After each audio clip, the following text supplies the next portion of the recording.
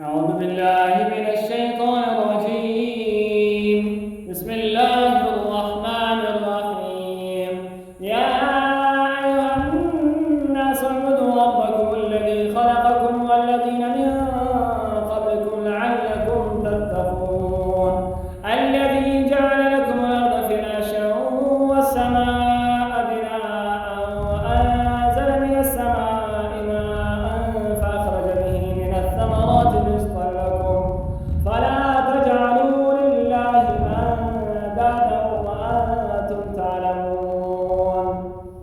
وإن كنتم في ريب مما نزلنا على عبدنا فأتوا بسورة من مثله وادعوا شهداءكم من دون الله إن كنتم صادقين.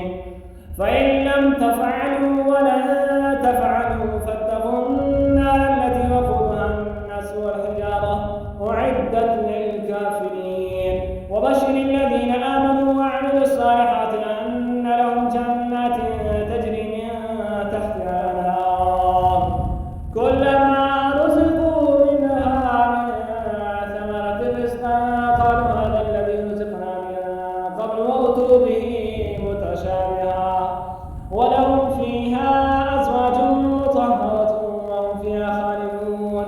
إن الله لا يستحيي أن يضرب مثلا ما بعوضة فما فوقها فأما الذين آمنوا فيعلمون أنه الحق من ربهم وأما الذين كفروا فيقولون ماذا أراد الله بهذا مثلا يضل به كثيرا ويهدي به كثيرا وما يضل به إلا الفاسقين الذين ينقضون عهد الله من بعد ميثاقه ويقطعون ما أمر الله به أن يوصل ويفسدون في الأرض أولئك هم الخاسرون.